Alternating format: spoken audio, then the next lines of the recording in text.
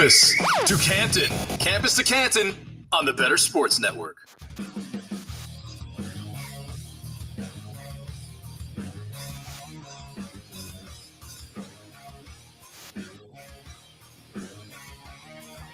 What's up, everybody? Week 7 of the college football season here. This is the Tailgate, brought to you by Campus2Canton with a little help from our friends here at Better Sports. I've got a great crew with me here this morning. I got Nick, got JJ, Chris, Colin.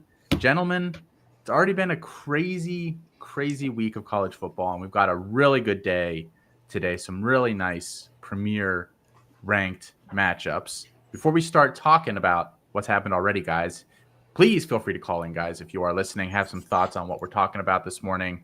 Might have thoughts about what we're going to start off with here, because we're going to lead off with one of the bigger collapses you're going to see this season for sure. It's going to rival that Miami choke job last weekend. Colorado, 29-0. Deion Sanders, Colorado.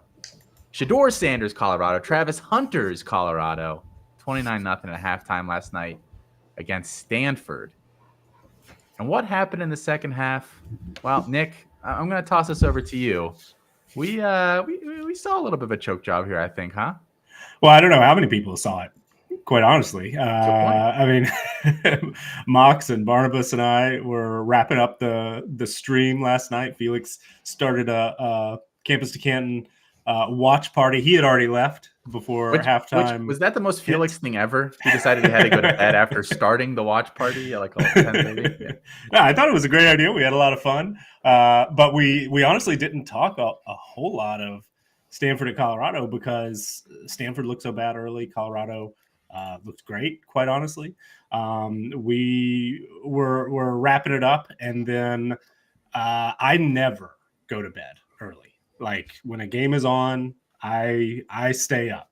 The occasional Friday night is tough. I have fallen asleep in front of the television before, but this time I was like, well, it's 29-0. Stanford looks so bad. We've got the tailgate tomorrow. I want to make sure I get my beauty sleep. So I went to bed and woke up, saw the notification, and was just like, crap, I've got to spend a couple hours this morning watching the second half of this game. And it was kind of wild. I mean, Colorado had so many penalties. There were definitely plenty of opportunities to put the game away. Some uncharacteristic incomplete passes from Shedeur Sanders. Travis Hunter, I mean, had an incredible game offensively, and just to be able to come back from the injury that he had, just a few weeks ago and play 120 something snaps. I don't even know what the official number was, but he struggled a bit on defense, and credit to Stanford. They came back and never gave up. But yeah, Colorado, the second half, I mean, it was rough. I mean, they struggled to put a team away where Colorado in the first half looked like by far the better team, and they just couldn't put Stanford away. JJ, they're sitting now 4-3. Colorado is 4 wins. I mean, that's a big improvement from last year. Their rest of season schedule here: 18th ranked UCLA, 15th ranked Oregon State, Arizona, 19th ranked Washington State, and 16th ranked Utah. Did they need this one to get to bowl eligibility? I think it's definitely a big one because the Pac-12 is just it's a tough division to play in. There's just a ton of good teams. So you don't really have like those easy wins when you play in conference. So I still think they have a chance because I think they can steal like 2 or 3 games, but it's definitely like an uphill battle from here on out. Just because Chris, I have a 4.5 ticket, 4.5 wins ticket. I'm sitting here this morning. It's still alive. It's still alive. How should I feel? I think the win on their schedule is Arizona, if you think that they can win. But I mean, Arizona just took USC down the wire. I think that team's better than Colorado by a good amount. So, I mean, you can say Colorado's going to win, 30% projected chance against XYZ team and get to that win total, which is like kind of how I do it, and I think kind of how Nick does it as well. and add those probabilities up. So I think you can like manufacture a 5 out of somewhere. They're not getting 6 though. Like, I don't think they're going bowling. They needed this one for sure. I mean, you need to beat Stanford when you are up 29-0 at the half. By the way, you can't be prime and blow a 29-point halftime lead. I'm sorry. Where was he showing his watch? Or no, he didn't do that today. I haven't seen any clips yet. Maybe he was. Who's to say? It was a bad look for Colorado, and they're lucky they played that game at 10 o'clock on a Friday night because not a lot of people saw that collapse. Colin, to me, this seems like a 2-win team that's masquerading as a 4, 5, 6-win team. What do you think about that? Yeah, I think we are now seeing that Nebraska is just an absolutely terrible team. So I think we can say that Colorado is definitively just better than Nebraska and that they should have won that game in hindsight. Too. TCU is not a good team either. So, we're kind of seeing that. This is also a team that needed a last-second field goal to beat Arizona State, who is injured all over the place. They're just not a very good team either. So overtime to beat Colorado State. So this is a flawed team like we thought they were coming into the season. And I think it was really good for college football as a whole that they started off so strong because it got people buzzed and people talking about it. But now we're seeing the real Colorado team. I want to follow up real quick on that, Colin. Let's assume that Shedeur Sanders, they keep saying, he's going to come back next year. He wants to be the number one guy in his class, and with Caleb and maybe Drake May, he's not going to do that. Let's assume they bring him back next year. Where does Colorado have to go in terms of strengthening this roster to get to a 5, 6, 7, maybe, even an 8-win team, depending on what their schedule looks like next year? I haven't looked that far ahead. Well, I think next year is going to be really interesting because they're moving into the Big 12. So that's a completely different environment than the Pac-12, which the Pac-12 doing well against that conference this year. Yeah, so they're 2-0 against that conference this year. No, Nebraska's Big 10. Yeah, that's right. I knew you were going to say that. You did. You set me up. Yeah, they beat TCU this year, and I think the thing with the Pac-12 is there's a lot of high-flying offenses in there, so you're seeing some really high scoring. But the Big 12 has stronger defenses, so are they going to be able to keep scoring like this, and are they going to be able to stop some of these other teams in the Big 12? Because that's been their problem this year. Is this the most points Stanford's put up all year? It's got to be close. They put up a 40-something on Hawaii, I think, week 1, right? Or something like that. Or they had another bigger game, but yeah, it's close. Yeah. So if your defense can't stop Stanford, I think it's going to be a really interesting situation in the Big 12 next year. They're going to need to get better along the defensive and offensive lines because Shedeur Sanders, for his faults, some of those sacks are his faults. Some of those are not his fault. That offensive line's not great. So they're going to need to bring in another overhaul in the transfer portal, and we're going to probably have to just kind of reassess where they're at that point. But I don't see them being a great team next year either, even with Shedeur coming back. Their whole problem is depth. They have no depth at any position, essentially, but especially key positions. Like 1 or 2 players go down, and you're playing like third strings from other schools that they took. I mean, it's just they need to. This team just has no depth, and the players they added in the transfer portal, like when they were coming in, even outside of the Jackson State guys, and like all of them, and like Cormani McLean. I find it really hard to believe that those were quality players. Like they were kind of like rejects from their previous. Now, Chris, I don't want to start a fight here on this lovely Saturday morning, but I'm pretty sure I said that same exact thing on either this show or Debbie Debate right before the season kicked off. And you told me I was wrong. Oh, I don't know if I told you you were wrong because I was also on Colorado unders, but I can tell you that outside of the Jackson State dudes, these are not quality opponents or players that they took in the portal. That's the problem. I mean, they don't have depth. The players aren't really that good. And if we viewed them as like any other team and not Colorado, I think we'd be like, what an interesting story for a very high variance team that isn't very good. But because they are Colorado, there's more in that story. But honestly, they're like, what's the difference between them and like they're like G5 or P5 Arkansas State?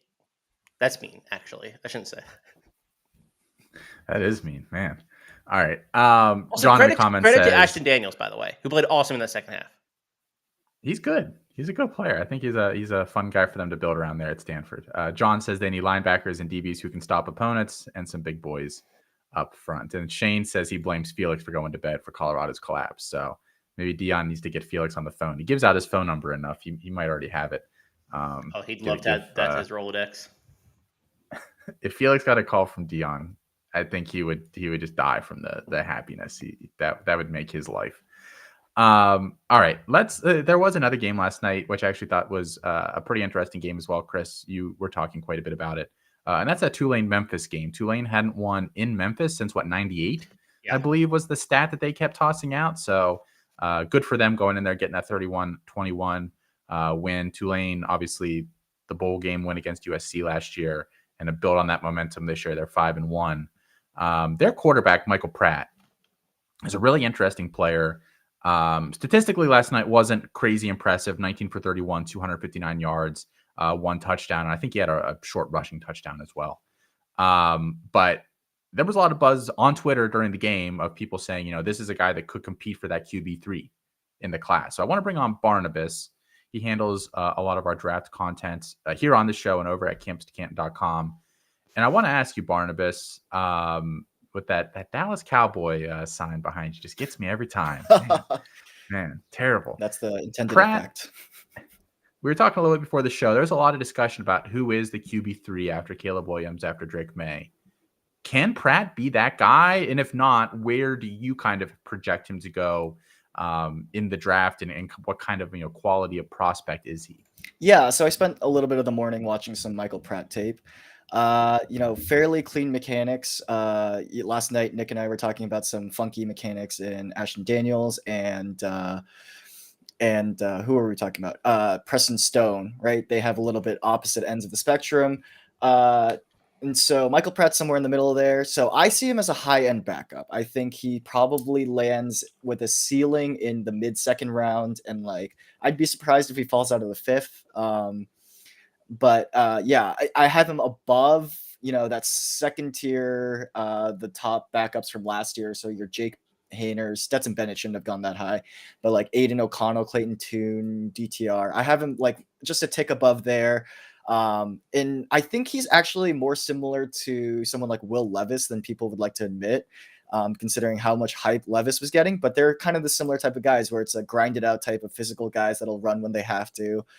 Fairly clean mechanics, but in terms of long-term stardom in the NFL, I don't see that, but I think a team would be very happy to have him as a backup, especially with a shaky starting quarterback, kind of like the Patriots right now with Bailey Zappi, right? They're very happy that he's there because he can at least hold down the fort when Mac Jones is just absolutely because the Patriots are 43 straight drives without a touchdown, something like that. So it's been a little rough. Yeah. It's been a little rough. Chris, you've been a pretty big Michael Pratt proponent, and Felix actually, I believe his freshman year was talking about Michael Pratt as well. You guys have kind of talked about him for a long time. Your opinions on Pratt? Does he even go this year? I mean, he has more eligibility if he wants it. I think this is kind of the last year of the big Tulane run, so he might do well to kind of capitalize on that and get out. But what do you think of Pratt? Yeah, I think that he's more likely to declare, but he's my QB3 in the class, and that's kind of from the preseason. I felt that way. Bartman just said I think he's G5 Will Levis. I really do. And I mean, I think he's better than Will Levis was personally.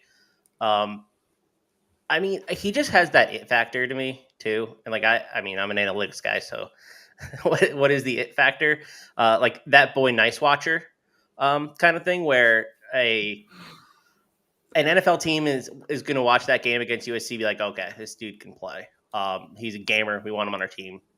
I think he's going to go in the first round at the end of the day. I think he's made such a big jump mechanically from where he was year one to where he is now. I I didn't think he played particularly well last night, though. I mean, he had a lot of pretty bad throws. It was not his best performance last night, but certainly a player that I'm really excited about, and I think is a very high end quarterback prospect in this NFL draft class. What mechanics are you specifically talking about? Like you said, he improved mechanics. So bad at the beginning of his career, like it was a mess, and I think he's a lot better. He was really, really bad mechanically. He just his freshman year, he was like throwing up on his toes a little bit more. Yeah. His release wasn't very clean.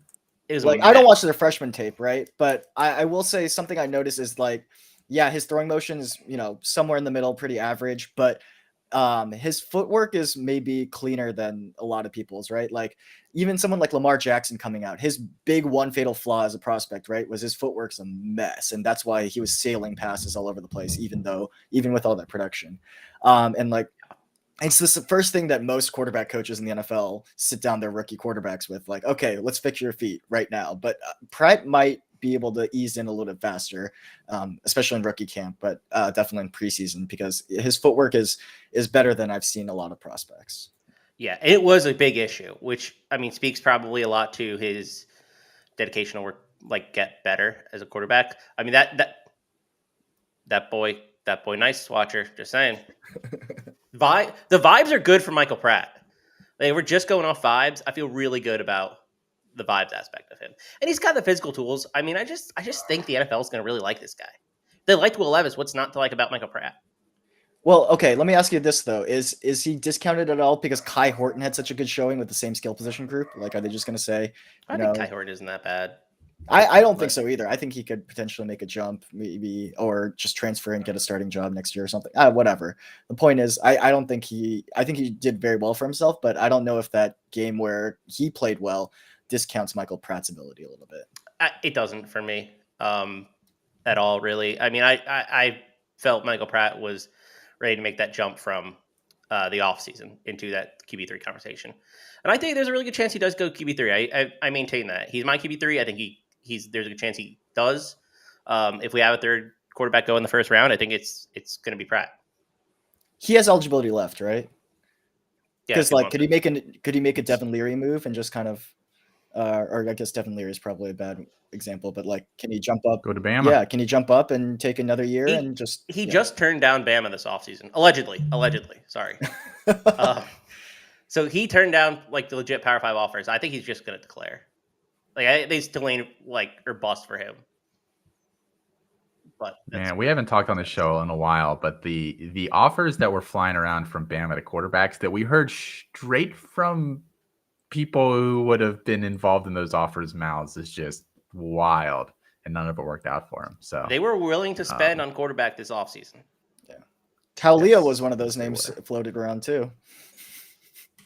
Yeah, they tried their darndest and they ended up with that mess they have now. All right, Barnabas, thank you for hopping on here, talking to Michael Pratt. I'm sure you'll be on here in the not so distant future, talking about some other guys we're going to be looking at here later today. Sounds good. All right, let's talk some weekly projections. Our rankings for the week over at Campus2Canton. We always break these out by position, give a little preview of what we kind of expect on the day. So let's hop right into the quarterbacks here. And let's see here. It's been pretty much Penix or Caleb Williams on the top of these rankings almost every week, I think, so far this year. And this week, no different. Penix projected to be the top quarterback on the slate, taking on Oregon. Cameron Ward there at number 2 for Washington State, trying to bounce back. Carson Beck at 3 for Georgia. They take on Vanderbilt today. Bo Nix, the other side of that Oregon-Washington matchup at 4. Jaden Daniels, LSU, takes on Auburn at 5. Caleb Williams, Notre Dame game here at 6. Jordan Travis, Syracuse, their opponent today at 7. Will Howard at 8. Kansas State takes on Texas Tech. Byron Brown, USF quarterback. They take on FAU. Frank Harris at UTSA. Can he bounce back a little bit against UAB? TJ Finley, Texas State quarterback, against ULM. We took a couple names out here because they've already played. Darren Granger, Georgia State takes on Marshall. 13, JJ McCarthy, interesting one there. Michigan has Indiana. And then Sam Hartman takes on USC. Nick, I usually come to you first on these. Just any names that you think should be here that we did not put in our top 14 this week. Trying to scan my numbers, Drake May is still top 10 this week in the CFP winning edge projections. Going up against Miami, very talented defense. So it is a tough matchup, but still do have May in that group. Other than that, I mean, I was trying to scroll down my numbers to find Carson Beck. Finally found him around 25. So that seemed to be a little bit, or maybe the biggest difference from that angle. Who's higher on the site ratings than my projections, but otherwise, I mean, ours have synced up, not completely, but there are far fewer major differences in the two sets of projections now than there were a few weeks ago, for sure. Oh, for sure. And Drake May, just to answer that, we have him at QB 27 this week, but only 2 points projected behind the guy we have at QB 14 there. So, not a terribly big difference, even though he doesn't show up on the list here. JJ, looking at these top quarterbacks here again, that matchup, Washington-Oregon, you expect both teams to be high scoring and both quarterbacks there to have a nice day there, Knicks and Yeah, Penix? I do. I'm not sure what the over-under of that game is, but it started at 67 and a half or something like that. I think it was at like 66 I don't know what it's at now. last I looked. yeah, I was looking at all the Prize Picks projections, and they're all they're all up there. Phoenix is at 359 passing yards. So I do think both of them it'll be a shootout. I think I like the over's really high, but I kind of like it too. Chris, any thoughts on the quarterback rankings here? And do you like the over in that game as well? I actually kind of like the under in that game a little bit. That's just a big number, and I think Oregon's defense is kind of legit. But yeah, I mean, we're going to get some really solid quarterback play. Michael Penix, who is outside of the top 2 rounds, according to Dane Brugler. Scouts don't have him there. According to the chat's bumping this morning with some great information. I think that's interesting. There's a lot of really good quarterback matchups this week. I mean, it's hard to go wrong with some of the guys that are playing. A guy that I think you might be forced to start if you're on bye that I really like is Jacob Zeno. UAB quarterback. I think that game could go really bonkers. UTSA let EJ Warner score 500 yards and 6 touchdowns or 5 touchdowns, either for 500 yards and no picks, whatever, and at least 5 touchdowns. That defense stinks, and I think the way that UAB is currently playing on offense is a really, really interesting matchup for Zeno. I mean, I like EJ Warner too. I mean, there's a lot of really good quarterback matchups as we go down the list today. So the guy that we don't have in there, though, that I'd be a little bit wary of playing, just a heads up, is really anybody in the Midwest, Ohio region. There's going to be pretty windy up there today. So Curtis Rourke, maybe, if you can pivot from there. I'm obviously not going to sit Caleb Williams because he's Caleb Williams, but a lot of quarterbacks are playing in some bad weather today. So just heads up. Fair enough. Colin, you want to bring us home on the quarterbacks? Yeah, I actually had a question for you guys because I have a couple guys on that list that I'm really struggling with who to start. I'm hosting the show. I'm asking the questions. Okay. You're Colin. Okay. All right. Just so I have a tough start to decision this week, so I wanted to see if you guys could help me out because all of those guys are on that list. Jaden Daniels, Daquan Finn, or Byron Brown. I mean, I think all 3 of those guys are poised for pretty big days. Jaden Daniels probably the toughest of the matchups, but I'm having a hard time with that.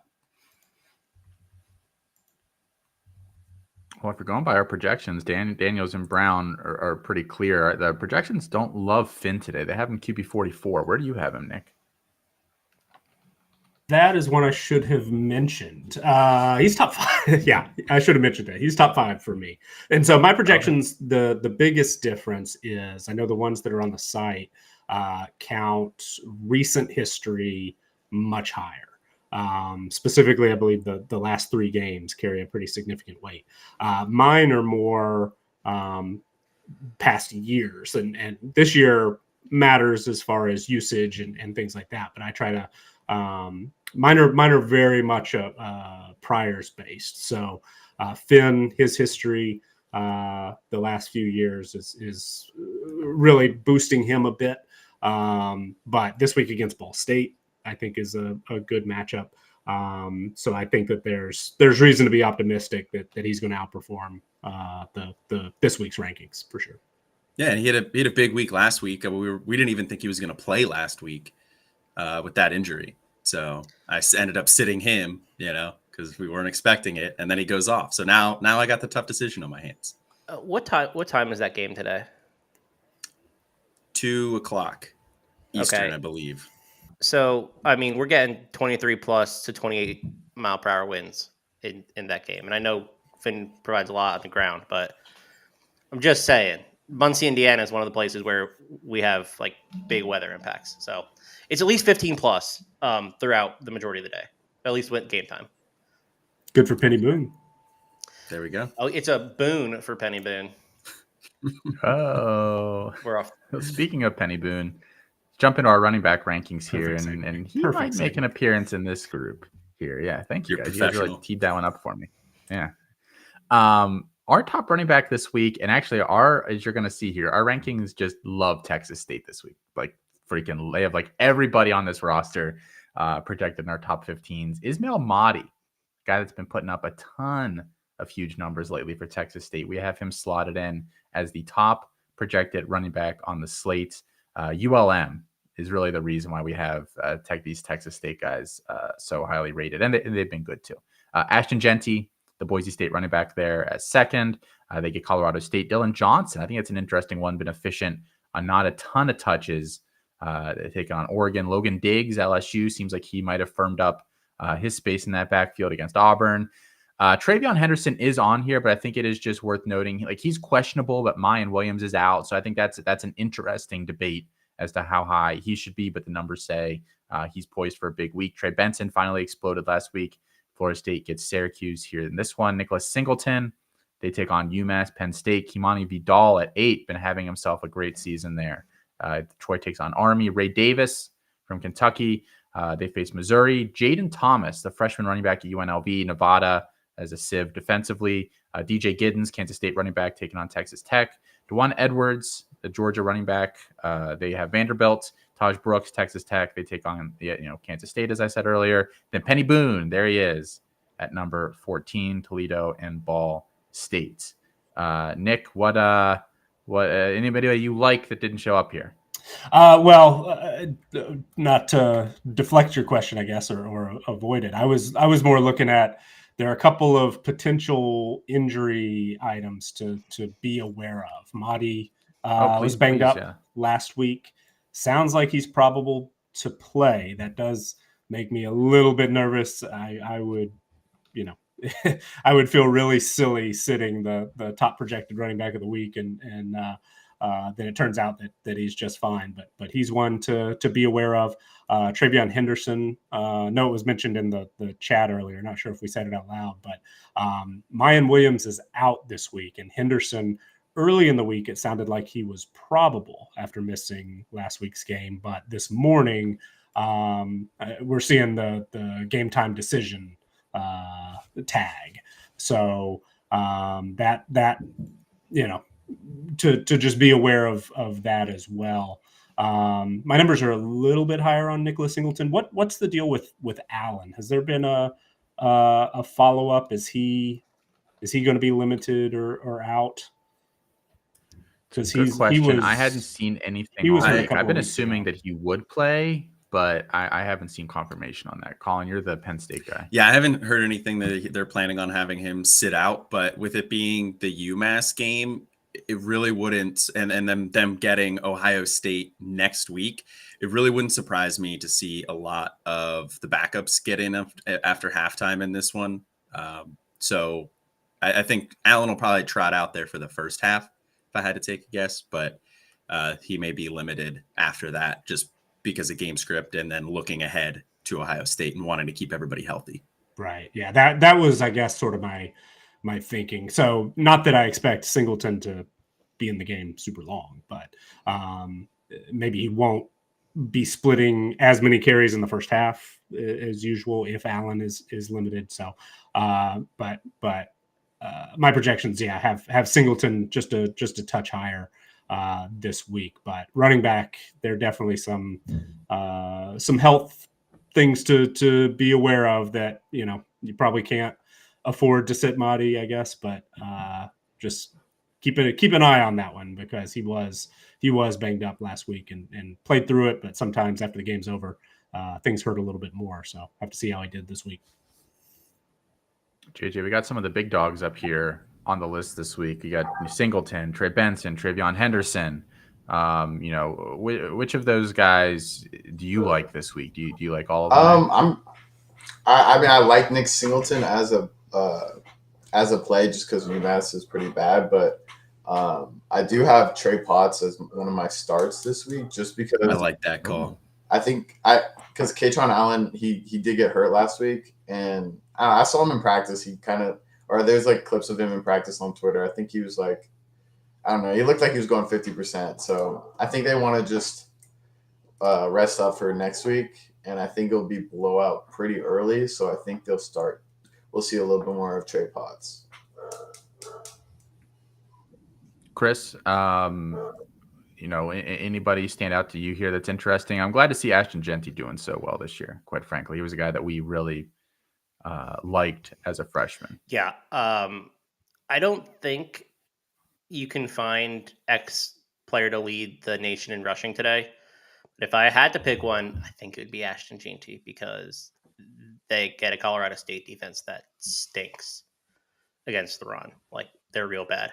That quarterback situation is so bizarre, too. They're rotating Greg Maddox's kid and Taylon Green. Very bizarre situation. But I didn't know that was Greg Maddox's son. That's cool. Yeah. I did not either. But yeah, I love GT this week. And it sounds like Kalani might not play this season. I think there's some rumors about that. So, if we're going to get 25 touch, 30 touch Ashton GT the rest of the year, wheels up.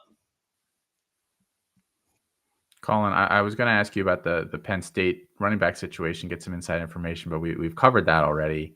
So I do want to ask you real quick about Dylan Johnson. I think is an interesting one on here. We've kind of liked him for a while, and Oregon's not a bad defense by any stretch. A little bit of an over rank for you here this week. It's not like he's been getting huge volume either. Yeah, I wouldn't say necessarily an over rank. I think he's been picking it up lately. Last week was a big week for him. 91 yards, 2 touchdowns. He also had 5 receptions. But I think the reception total, I think, is probably a little bit of a mirage because they didn't have Jalen McMillan, who kind of operates in a little bit of the shorter area. So they probably used Dylan Johnson a little bit more in that way. So I don't think you're going to see that reception total because that was by far his highest reception and target share of the week. But I think you can count on him getting the bulk of the carries. And in a game that we expect to have a 66 point total, as the over under, I think there's going to be a lot of opportunity for him to get into the end zone this week. So I still like Dylan Johnson, maybe not quite as high as we have him, but if I have him on my team, I would feel comfortable starting him this week. I think that's our worst ranking. Awesome. By the way, it stood out to me, and as somebody who I think actually went on a show and showed my face and said Dylan Johnson's a sleeper to be a top 10 running back on the season. I like it, but if it agrees with me, I don't He's know. 8th in my projections this week, for whatever it's worth. So, wow. Okay. Yeah. So everyone. I think likes there's a big disparity between the Oregon defensive line and Washington offensive line. That's my concern. Fair enough. We're going to go to break here, but I do just want to hit one start sit question that Jim dropped in the chat here. He said Davis Brin at James Madison or Devin Leary hosting Missouri. And I think you just have to roll out Bryn, right? Just based on Leary. the quality of the offense and the player. Yeah, I'm on Bryn this week. Like we'll get to that a little bit later. But I'm definitely on Bryn over Leary here in this one. JMU is a good defense too. Very good. But you can on the throw run. on them. I mean, we saw Anthony Calandria put up like 30 points against them. So I'm not super scared of sitting Bryn, despite their offensive or their defensive numbers are really impressive. I do think if you have a quarterback that can throw, that you can't throw on them. We in agreement, Nick, JJ? We were all leaning Bryn here over Leary. Yeah, I agree with that. Yeah. All right, it's unanimous. All right, we're going to go to break. When we come back, we're going to hit those wide receiver and tight end rankings, help you guys with some start sits. We're going to help you win a little cash for some prize picks. This is the Tailgate, brought to you by Campus2Canton. It's college football game day, and we're getting you ready for all the action on Campus2Canton. From the Hometown Hero series, Zach Parise. That is a very nice card, and that's one I'm probably going to have to organize a little trade ski with you, because I would actually like that card. You got downtown Newark in the background. I mean, Newark has never looked so good. No, it is not. We'll put that back up on the screen. I just want to have a penny sleeve ready, and yes, we can absolutely work out a little trade ski for that, because that belongs in a Devil fans collection right there. I'll trade you the Braden Schneider rookie card for it. Done. There we go. The first card-for-card trade on Rip and Riff history. And it was that easy. It was that easy. That's because, because neither one of us are jerks. And it's the same thing when we try and do fantasy trades. Like, we don't try and screw each other. We have conversations. If there's a fit, there's a fit. If it's not, it's not. We don't try and, take the other one over the barrel. So there you go, in a penny sleeve. Hometown hero, Zach Parise. He was among the league's most productive goal scorers in 06-07 and followed up with a terrific regular season with an even more impressive postseason. And then they talk about what he did in the first round series against Tampa Bay that year. So that's off to the side for you. That's true. And, if this is it for his career, he had a hell of a career. He did. Hopefully he comes back one more year with the Islanders, but if he doesn't, hell of a run.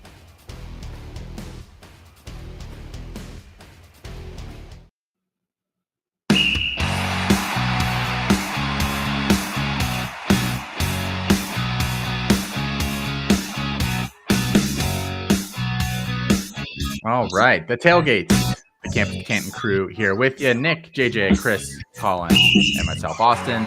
We're covering all the day's action for you. Help you guys win your fantasy leagues. Help you win a little money on the day too. Let's start with some wide receiver rankings here, guys. We talked quarterback and running back on the other side of the break. Our wide receiver rankings for the week. The top guy is another Texas State player, Joey Hobart. Wow, I think the numbers really like Texas State this week. He's the top guy there again against ULM. Malik Neighbors having a great season. LSU wide receiver taking on Auburn. The Washington duo 3 and 4, McMillan and Adunze. Neighbors teammate Brian Thomas at 5. Those guys have been quite a duo here so far this season. LeJonte Wester, FAU wide receiver at 6. Marvin Harrison Jr., OSU wide receiver at 7. I think this is the first time we've seen Boise State's Eric McAllister on the list, but he's been quietly very productive there. And an otherwise kind of unforgettable year for the passing offense. Joshua Cephas at 9, UTSA wide receiver. Sean Atkins, USF wide receiver. They take on Florida Atlantic today. Ty Felton, Maryland receiver at 11. Luther Burden, I believe he's leading the country in receiving or close to it at 12. Jermaine Burton coming off a big week there for Bama at 13. And then Cole Wilson at 14, another Texas State wide receiver. So again, theme of the day, Texas State going to cook this week. I mean, do you expect Texas State to cook this week, Nick? Before we're hyping all these guys up, knowing my luck, they're going to go out and score 2 field goals and that's it on the day. These numbers are admittedly a little bit higher, but they react quicker than mine do. Mine are much more rooted in years past, as I mentioned, play caller history, which Texas State obviously does have a great play caller history. What they were able to produce at Incarnate Word last year. I'm high on Joey Hobart. He is top 10 in this week's projections. Couldn't quite get to number 1, and I think part of my concern is I'm not convinced that Hobart is clearly the top receiver there. Texas State is an offense that can spread it around a little bit. Ashton Hawkins has been good at times. Who's the guy? Cole Wilson is listed in the top 15. He's obviously had some production so far this year. They've got depth at that wide receiver position. They brought in like a dozen guys through the transfer portal there. They certainly have. Hobart has had an excellent season so far this year, coming off a huge game, but I don't know. It's just one of those situations, kind of a little like we've talked about plenty with USC, for example, where week to week, you're just not 100% sure who the top target's going to be, who the go-to guy is going to be. But fortunately, at least so far, there's plenty to go around. So, you've got options with Hobart, with Wilson, with Hawkins. But to answer your question a little more succinctly, my numbers are just a little bit less optimistic about Texas State, but I understand where these are coming from for sure. JJ, you're a big Malik Neighbors guy, if I remember correctly. He's at 2 for the week. He's had himself just a monster season. Mm-hmm. Him and Brian Thomas, I mean, best wide receiver duo in the country. Say it live on camera for us. You're not going to force me into that one. I don't think they are the best receiver duo in the country. But I love seeing Neighbors up there. I don't know. I'll start making a push for him over Emeka pretty soon.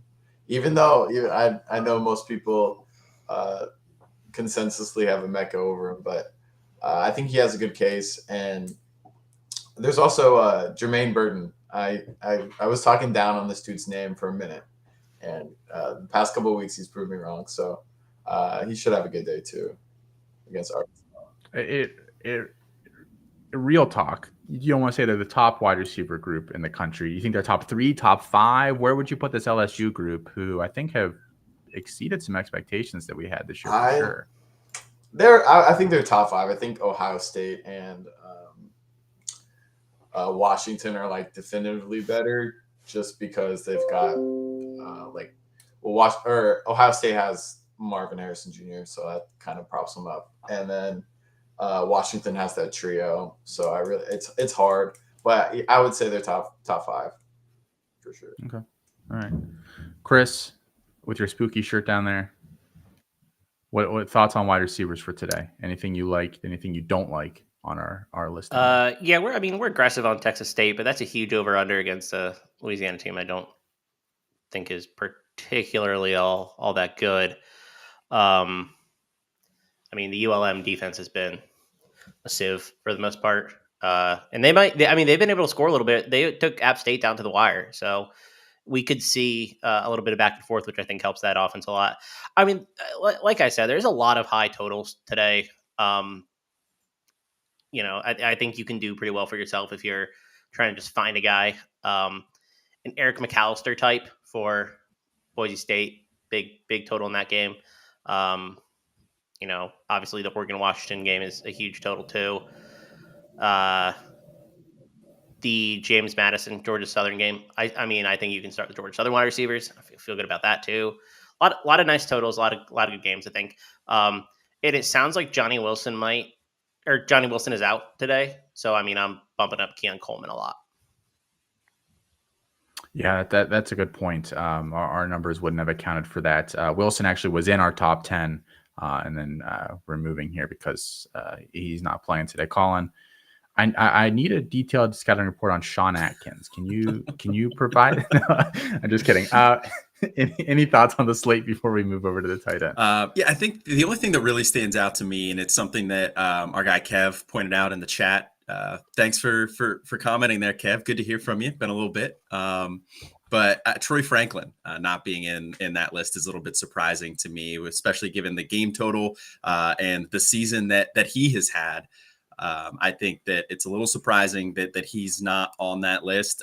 He's coming off back-to-back 100-yard games, 2 touchdowns, 30 fantasy points in both of those. I think he's primed for a big day. And our rankings do have Franklin just outside of this list at the 24th overall for the position, and excluding guys that have already played. He's top 20 there today for sure. Makes sense, Kev. Kev says Tottenham. Kev's a big Tottenham guy. They're top in the league. What is he complaining about over there, man? All right, let's talk tight ends real quick, and we usually don't spend as much time on them. Sorry, tight ends, to Chris's dismay. Top guy this week, Brock Bowers. I don't think that's really any surprise. He's been absolutely tearing it up for Georgia over the past couple of weeks. Mitchell Evans, Notre Dame's tight end, is 2, and he has had some pretty big games recently. David Martin Robinson, 40-point performance, I believe last week there at number 3. Cade Stover, Ohio State's tight end, at 4. Ben Sinnot's been very consistent for Kansas State at 5. Zach Horton, James Madison's tight end, at 6. Dallin Holker been having himself quite a season at 7. LSU tight end Mason Taylor at 8. UNC's Bryson Nesbitt, I think, is an interesting one. Seemed like he might have been in the doghouse earlier this year, but has had some decent performances as of late. Jack Velling, the Oregon State tight end against UCLA. Trey Knox, USC's tight end, celebrating October there. Tanner McLaughlin, Arizona tight end, taking on Washington State. Tyler Warren, Penn State tight end. And then Shimon Medier. That's an interesting name that we haven't heard in a while for Cincy there at 14. Injuries starting to stack up at the position, Nick. I mean, I don't know that this feels like a decent top group here to me based on what is available for the week. Yeah, I agree. I'm maybe the world's biggest Bryson Nesbitt fan, so happy to see that he's back and contributing. So that's good. Might get a little out of him from a best ball perspective, where I have about a 98% rate. Tanner Koziel is a name that is still hanging around in the top 10 of my rankings. Obviously, this year has been a real struggle for Ball State. They're making yet another quarterback change. We're getting Kyle Kelly, his first start of the season today. So, Kelly isn't, necessarily not expecting a ton of passing production. Tread carefully. Yeah, exciting player. Really excited to see what he can do with an extended opportunity. But as Chris mentioned, the weather going to be a factor there. So maybe Koziel's a little bit overrated in our projections this week, but still hold out hope for him. And Corey Deitch is similar. He's still hanging around in the top 12 or so. If you take out the guys who've already played this week, he would probably sneak in that top 10 of my rankings as well. JJ Bowers has been on a tear lately. Shane in the comments asks, does Georgia just run more this week because it's Vanderbilt on the other side? Do you have any thoughts there? I mean, you have to start Brock Bowers if you got him, though, right? You drafted Brock Bowers, I don't know how early, so I think you have to start him realistically. But I do want to talk about Garrett Miller a little bit. I think he got 8 receptions. I was looking up. He got 8 receptions last week against Iowa. Purdue plays Ohio State this week. It's kind of a tough matchup, but I like Garrett Miller, and he's also a Round Rock product. And Max Clare is out for the season. So opens up a little more opportunity. There we go. Mm-hmm. Chris, for the whole group here, real quick, somebody in the chat asked, that's an NFL question. I can't help you there. We don't even know what the NFL is on this show. Sorry, buddy. Wide receiver Chris, or tight ends Chris. I know somebody in the chat mentioned Eric All against Wisconsin. Our numbers really don't like Eric All this week, which is surprising because he has had some pretty nice performances this week. Would you roll out Eric All and be comfortable with that? Iowa takes on Wisconsin. I think there are a lot of teams that need to. So yeah, I would. I actually like Eric All props overs. Do you know roughly where his lines are at? They're around like 30 yards. I mean, that's what Lachey's were most weeks, like mid high 30s. I don't know where they're at right now, but I assume it's probably low 30s currently. I've got him projected for 39, 3.5 catches, 39 yards. Yeah, that sounds about right. Nice. All right, and Shane said he's mainly asking for his prop over under. Shane, let us know what his number is at. Is it 70 something yards? I think I saw on Prize Picks. That sounds for right to me when I was Bowers, looking this morning. we haven't when we were getting the 79, Prize Picks. yeah, I yeah. gave it a good long look for the under because it was at 75 and a half, 79 and a half. which is just for a tight end. That's a lot of yards, and Bowers absolutely can do it. But my projections come in under for sure. And Paul asks, "Do you take CFF start sit questions?" Paul, it's why we live, man. We're here. You drop them in here, we'll answer them. Colin, there's a lot of, this is a weird thing to say, kind of some interesting questions about some of these tight ends, but I want to ask you about the Notre Dame kid, Mitchell Evans, who is probably at any given time maybe the slowest player on the field, but he keeps breaking these like 40, 50-yard plays. I don't understand. Do you like him this week against the USC defense that can't stop a cold? Yeah, I think Notre Dame's going to have to score, and they're going to lean on Estime, I'm sure. But Mitchell Evans has been one of, if not Sam Hartman's favorite target. So in a tight end landscape that can fluctuate a lot, I think you can rely on that volume that you're going to see out of Mitchell Evans. And maybe he doesn't break another one of those 30-yard runs or whatever, because he is not a fantastic athlete. He's not Michael Mayer, but I think you can count on him, and I think he's going to have a nice day today. So I would roll him out there fairly confidently.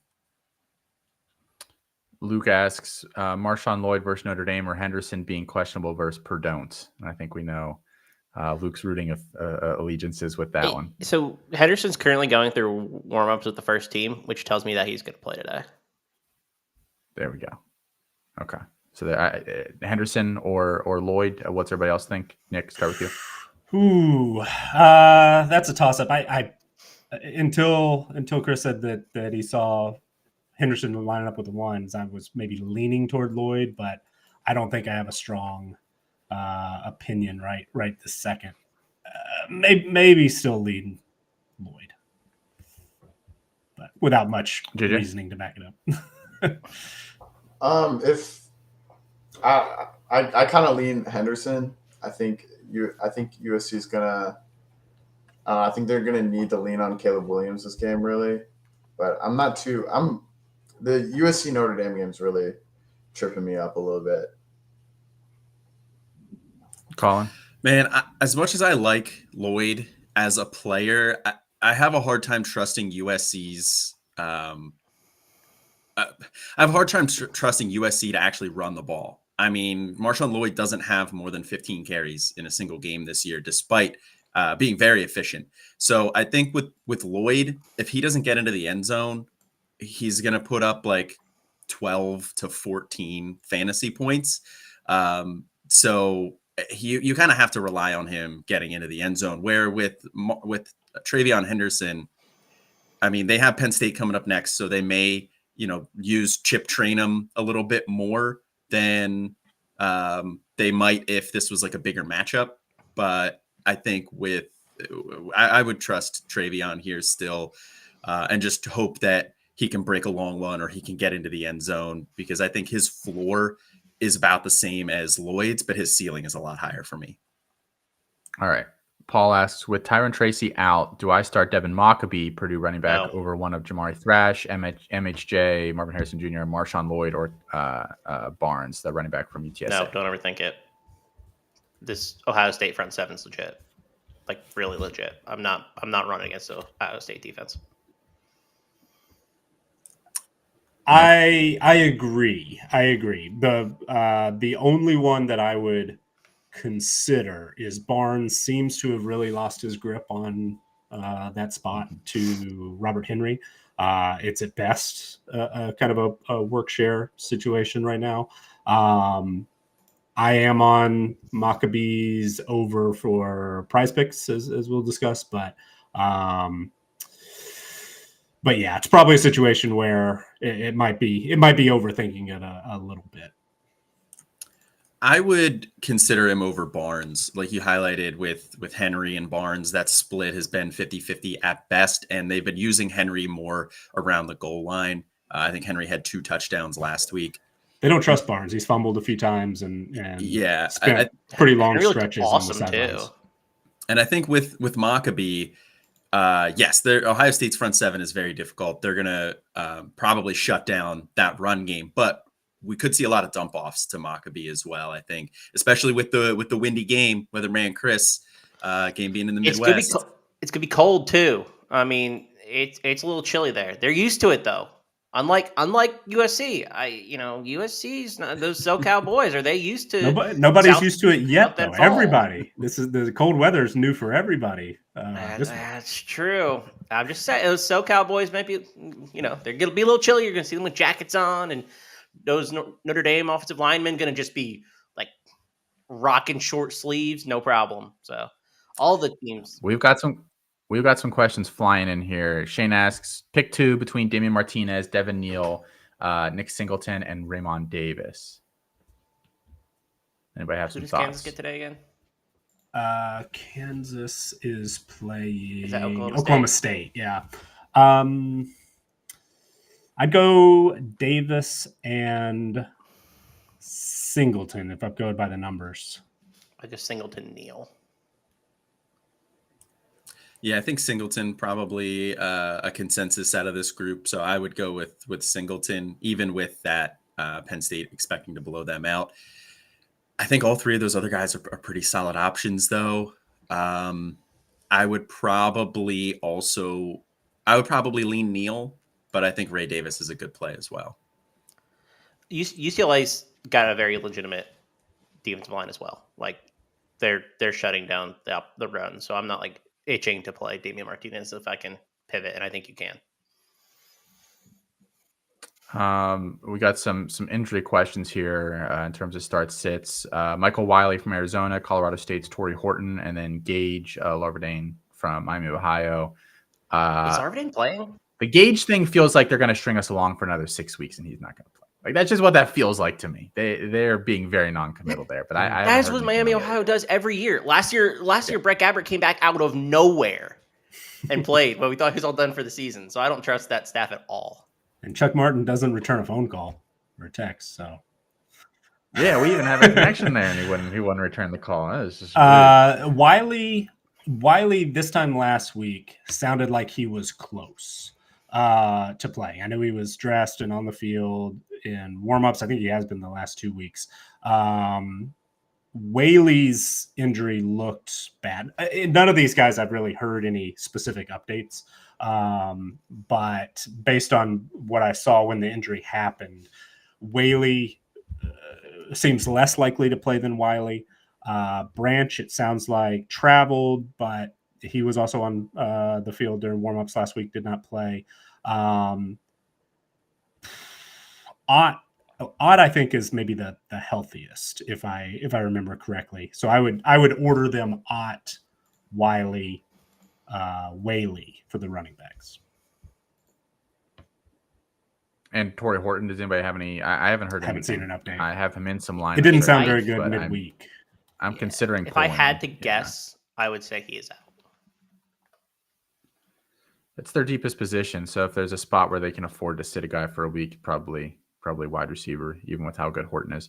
Let's see here. The questions are flying in here. We love it. Thank you guys for asking us while we're all here. Logan Diggs or Maccabee? Diggs. Actually, easily. Diggs. Yeah, I would go Diggs on this one. Yeah, Diggs. I don't have that close either. Let's see. All right, I think we're all caught up on questions. Let's talk about a few of the guys maybe that we like real quick. Just touch on them. Some maybe deeper names that you like this week, Nick, that you think are startable. So one that caught my eye was Lorenzo Lingard at Akron. Akron has obviously struggled so far this year. They've had a quarterback injury. Taj Bullock got a little bit of a surprise start last week at quarterback, and he is capable of taking some carries away from Lingard, but they are pretty thin at that position. It's basically Lingard and Drake Anderson, and Drake Anderson's played a handful of snaps in recent weeks. So going up against Central Michigan, which ranks in the bottom 10 and basically every defensive team performance number that I've got, and really has struggled against the run this week. Going with Lingard starting where I can.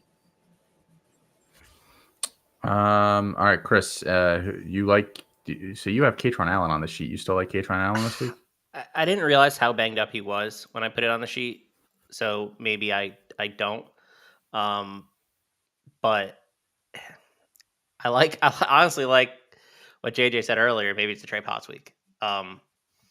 So yeah, I'm a little worried about Katron Allen when I made this. I mean, they're 42-point favorites, and yeah.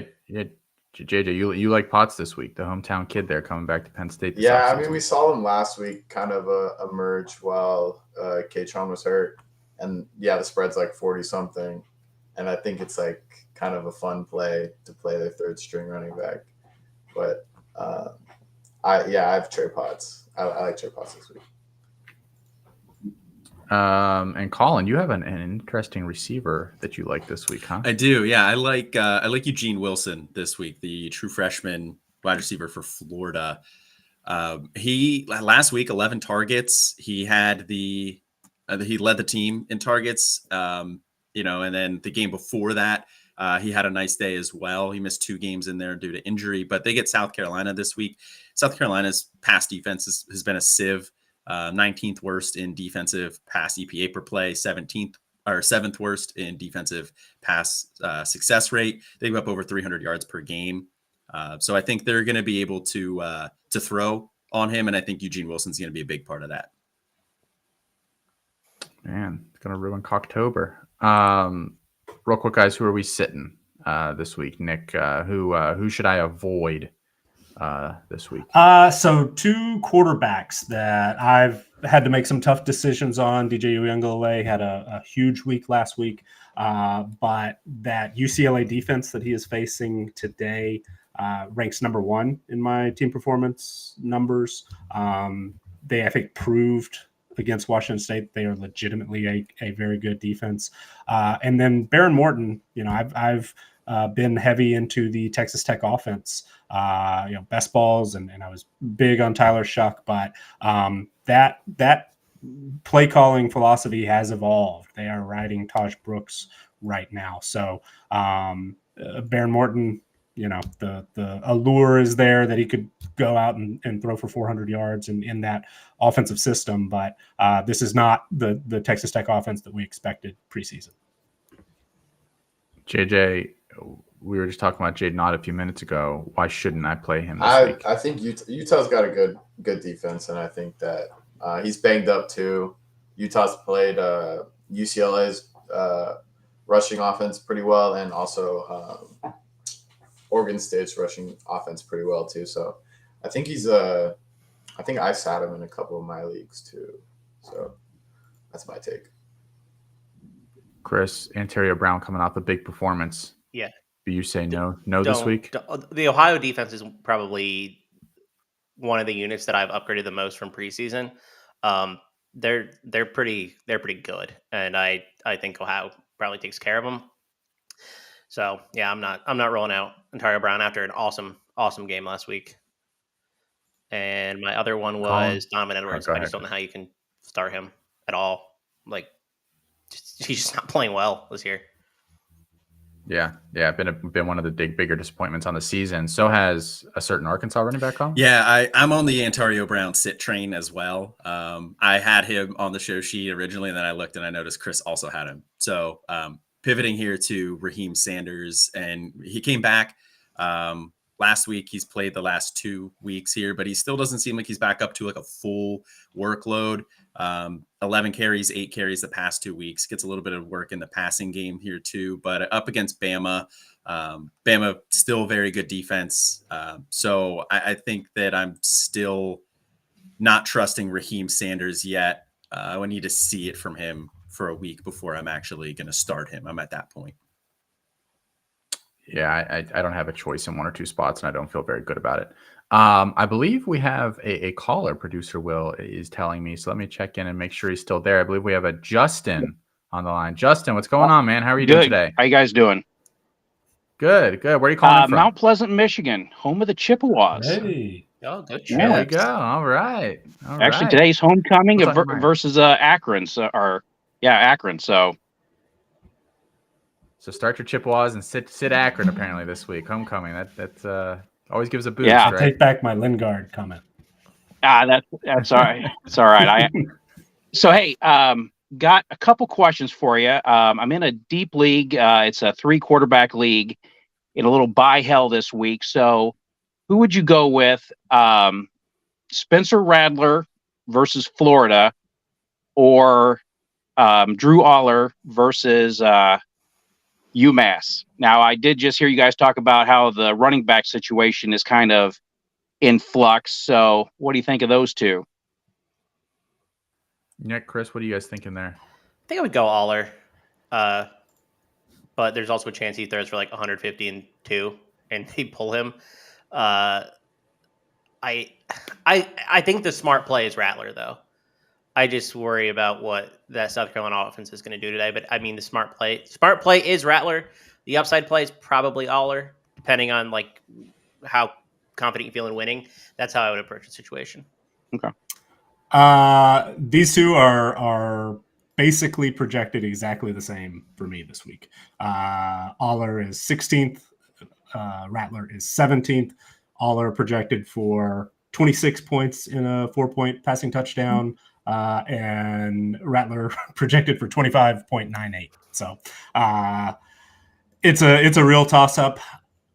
I think Rattler might be a little bit safer, just because the game could get out of hand for Penn State. They might break off, 3 75-yard runs in the first half, and Aller, sits the last 20 minutes or so, having only thrown for 150 yards. So that is a real possibility. So I think that South Carolina is going to need Spencer Rattler against Florida. So that would probably be the tiebreaker for me. I'd go Rattler.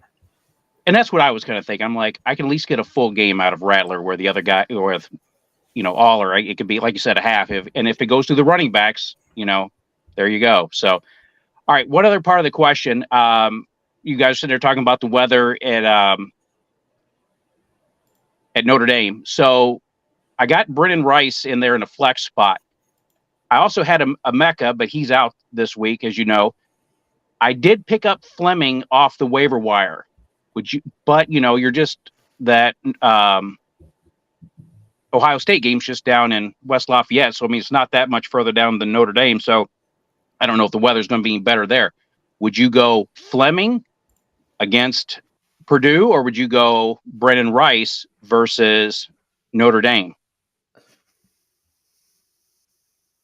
That's a good question. I think I just trust USC's offense a little more this week. I think that would be the tiebreaker for me. What do you guys think on that? Yeah, I think I would lean Rice as well there. I mean, they do distribute the ball. It's kind of been hard to determine who's going to be the guy for USC, but I feel pretty confident in USC throwing the ball around a good bit more, where I think Ohio State, again, could be kind of a look-ahead spot where they just kind of want to get through that Purdue game, so they may not throw that ball as much. And I don't trust Fleming either.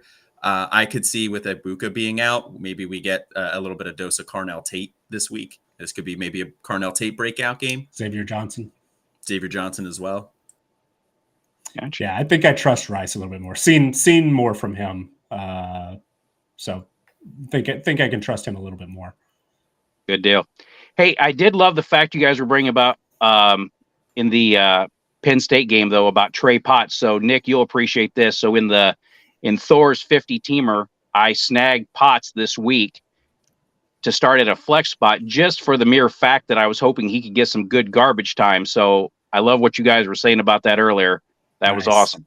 Nice. So I've been dead in that league for a long time. So I'm 4-2. I'm scraping by, but I'm excited for this week. So nice. Good luck. Thanks, bud. You too. Well, hey, the guys, appreciate you taking my call. Great show. Talk to you later. Thanks, Justin. Thank you so much for calling in. All right. See, guys, that's not so painful. You guys can call in as well. Let us know if you've got some questions or any thoughts on today's action. We're actually going to go to break here.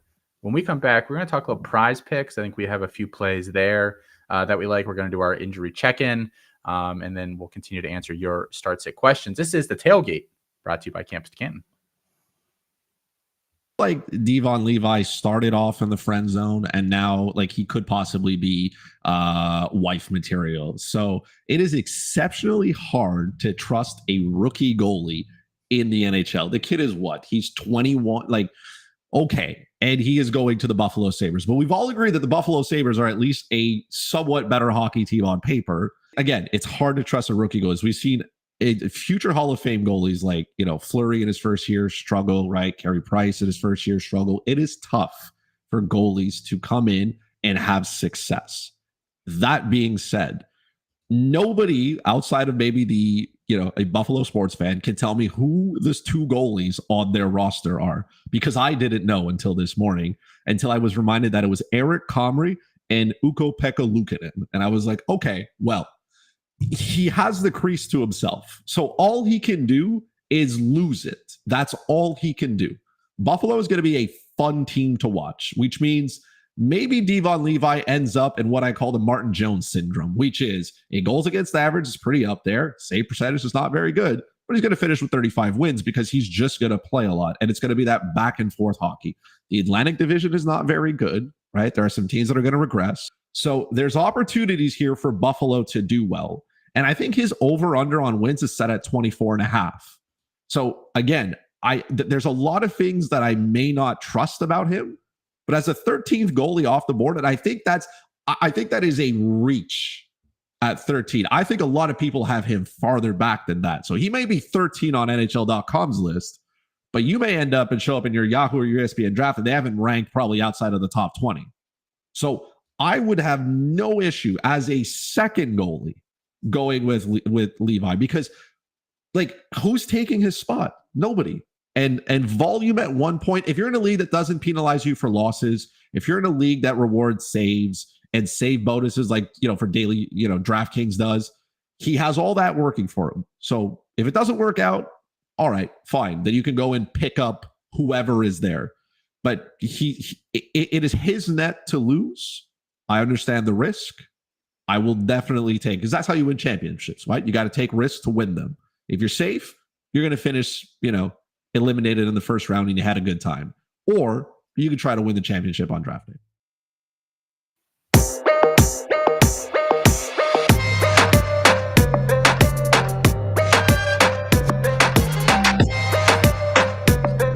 All right. Welcome back in to the Tailgate here, brought to you by Campus2Canton. Nick, JJ, Chris, Colin, Austin, producer Will helping us out in the background, giving you guys everything you need to know for the college football games here today.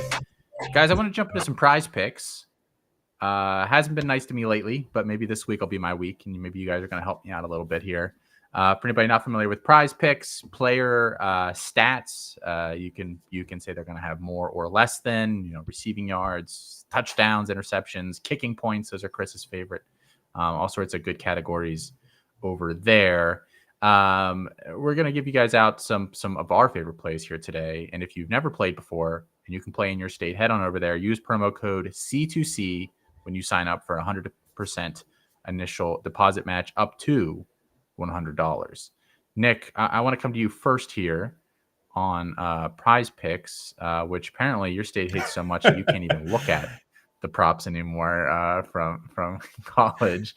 What do you like this? Yeah, I have to definitely get creative when it comes to prize picks right now. But there were three that stuck out to me, and a couple of them are injury related. So these might have moved a little bit. I'm not sure what the most up-to-date numbers are, but Maccabee over 42.5 rushing yards was the number right before we started recording. With Tyrone Tracy out, that seems like good value. I have Maccabee projected for closer to 70 yards. Just in that doesn't even account for the injury. He's had a pretty good run the last couple of weeks, including 89 yards on 20 carries last week against Iowa. So think that one is a pretty good spot. Keon Coleman earlier this morning. This one had moved up a little bit from where it was earlier in the week, but over 75.5 receiving yards is still, I think, good value. I look for overs because our projections do lean a little bit low in most cases, but Keon Coleman, we actually have projected to go over 100 yards this week. So I think that there's some room there. And Garrett Schrader over 173.3 passing yards today, Syracuse quarterback against Florida State. That's just more of a, there's 50 yards of padding in our projection in Florida State. That defense is quite good. Schrader coming off a bad week last week against North Carolina, but prior to that, 173 was, I think he hit that in all but one other game. So seems like there's definitely some opportunity there, and looking for value in where our projection lies compared to where some of these lines are set, especially those first two with the injuries that should give them a little bit of a boost beyond that. All right. JJ, what do you like this week? I've got a couple of quarterback plays. I like Tyler Van Dyke this week against UNC. I think that'll be a good game, and I think he needs to play well for Miami to win. I mean, obviously, but I think he needs to play above expectation almost. And then I've got what's his 266 and a half. So it's definitely doable. And then I've got Brady Cook over 271 and a half passing yards. And the last 5 games he's averaged 300 or 338. And I also think he's going to do, I think he's going to play well against Kentucky this week. And then I've got Cam Ward over 25 and a half fantasy points. And he's got Arizona today. And I think that, I was checking PFF to see what Arizona's coverage grade was. It's pretty low. It's like bottom 10. So I don't know. I'm leaning on Cameron Ward this week too. He burned me last week. I'm a little upset with him at the moment. We're not on speaking terms. He's coming back. He's got a comeback game. Chris, no kickers this week and no negative rush yards. So these better be good. Yeah, they're good. I like to get freaky on these. Can't get that freaky. I'll kick it off with Jaden McGowan under 23.5 receiving yards. I don't know why I have pass yards in the sheet. He's obviously not throwing the ball. He's just not starting. He's been relegated for this Vanderbilt team. They can't rely on him. Very tough matchup against UGA. He's played under 20 receiving snaps the last 2 weeks. He's mostly just a returner at this point. So I'm not relying on him. 2 in the USC-Notre Dame game. Give me Audric Estime over 93.5 rush yards. USC's defense is so bad. Estime is a clear RB1. I wouldn't be surprised if he got 20, 25 carries. And if he's getting that, he's going over 100. And then Caleb Williams over 22.5 rushing yards. I think this number's a little low, actually. I think that he's going to be forced to run a little bit, given we are expecting a little bit of weather there. And I think, he likes to play some hero ball. And I think this is a spot for hero ball. And hero ball a lot of times means rushing. And he's obviously a very good athlete. So, yeah, I like that number for Caleb Williams. It is – can I address a chat question? I know that's not my job. Yes, please. I was going to slot them in here after Colin went. So Colin will take 10 minutes to describe his. So please. So it is pouring here. I just looked out the window and it is. Somebody asked for the record, any weather concerns for the UNC game? It's pouring here. I am in Raleigh. I am seeing the weather. I am not. The game is in Charlotte, though. I think, as far as I'm aware. So I don't think the weather is all that bad in Charlotte. Unless I'm wrong about that. I hope I'm not wrong about that. I think I'm right. But no, the game's later today anyway. Colin. I'm not super worried about it. All right, Colin, we'll come over to you now. What do you am I allowed to talk? Oh, okay.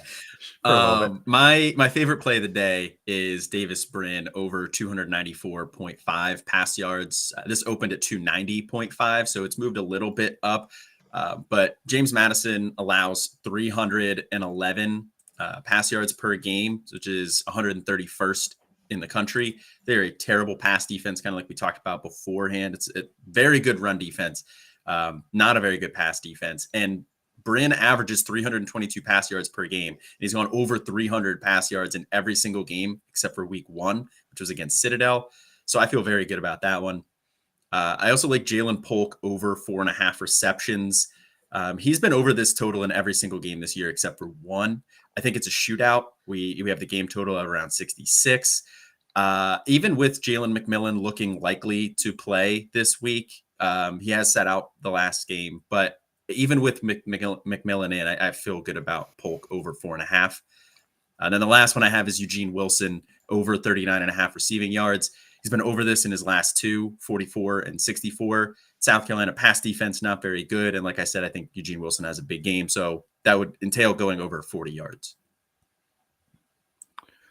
All right. And my stone cold lock of the week, give one out every single week so far. So good. And Shane actually asked about it in the chat. So I think it's perfect. It is Malik Neighbors and Keon Coleman combined for over 176 receiving yards. Stone cold lock of the week. Set it and don't even worry about it. So there you go there. All right. I hope you guys can make a nice, really the best way to do it is put 5 or 6 on a card and flex play it. That's the most efficient way. So go ahead, do that, mix and match from what you like, what we like, win yourself some cash. I want to talk some injuries, guys, real quick, and how it's going to impact kind of the fantasy landscape today. We've talked about some of these names, but some of them we haven't. Chris, you just mentioned, I think it was you, that EJ Warner is actually out for today. Does that mean that, David Martin Robinson, for instance, is perhaps no longer viable without him there? I mean, sure is a question, to be honest. I mean, I think Quincy Patterson is going to be the starter, and that does not instill a lot of confidence in me for the passing game.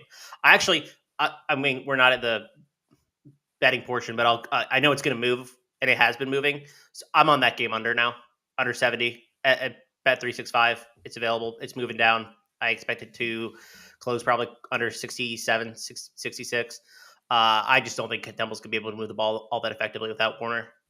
That's a really, really big downgrade. So, yeah, I am pretty not excited to play the Temple offense. This one came out of nowhere, too. I hadn't heard anything about that. I know that he had taken a couple hits at the end of that game, but I did not see that he was even questionable. So that's a surprise. Yeah, so there's a pivot away there. We talked about some of these already. Agbuka's out. If you have him in your lineups, we're operating under the assumption that maybe Torrey Horton doesn't play. Johnny Wilson, I think, is one we did mention earlier, and Nick, you brought it up again when you were talking Keon Coleman. Any other impact there for guys? Obviously, you're sitting Wilson, and Coleman probably bumps him a little bit. Is this make Trey Benson maybe a little bit of a better play, Jordan Travis a little worse of a play? I mean, what kind of impact are we seeing here with Wilson? Well, Benson's really been coming on the last couple of weeks, right? So that I feel pretty good about him. I'm not sure who else is really going to benefit from like a receiving standpoint with Wilson out. I think Destin Hill's gotten a lot of snaps, but he hasn't really been a factor at all. Jaheim Bell sounds like he's good to go at tight end, but he had been banged up, and a little bit of a concern there potentially. But yeah, I think if you've got Benson, you feel pretty good in that situation. I think Jordan Travis gives you enough on the ground that I'm not super worried, and we've seen Keon Coleman just take over a game so far this season. So I don't know. I don't think the loss of Wilson is going to be a make or break factor for Travis, but I probably feel best about Benson. Any other injuries that we should be monitoring? I did just see that Cam Camper is listed as questionable for Indiana today. I don't think that was expected. It's otherwise, other than the ones we've mentioned, it's been relatively quiet. Jalen Daniels is not expected to play today. I don't know if we mentioned that one. He's still dealing with that back issue. So it's going to be Jason Bean. but nothing beyond the Warner one is definitely the biggest, most surprising bit of news in the last hour that I've seen. And we'll keep monitoring those over the next 30 minutes or so. Try it if we see Riley Leonard, very doubtful. He's not. We've mentioned that one. I wouldn't expect it. That looked really bad. Yeah, he shouldn't play. He shouldn't play. There are some other guys that are flagged on Fantrax. I mean, that kind of surprised me this week. Like the Jaden Daniels flag isn't scaring you today, correct? He's marked as injured. Probably will play next game, but I know some people get scared by those red flags that pop up. Yeah, I mean, he came back in and finished that last game last week. So I'm assuming that the flag is because he got knocked out for a little bit. But I would expect Daniels to play in this one. Yeah, not 100%, but I think he played like 3 additional quarters after that injury was first mentioned, I think. So it seems Same like question for Luther. Same question for Luther Burden, who's been knocked out recently. Came back. I believe he's still red flagged as well. But I'm not. I'm playing him. I mean, anybody concerned about him this week? Not personally. Sounds like Schrader is going to be a go. Cody Schrader. Yeah. Cool. Okay. All right. Well, let's talk a little betting here, guys. Let's dive into some of these games. And this is where I let Chris and Nick really work their magic and just sit here and smile and nod my head for a few minutes.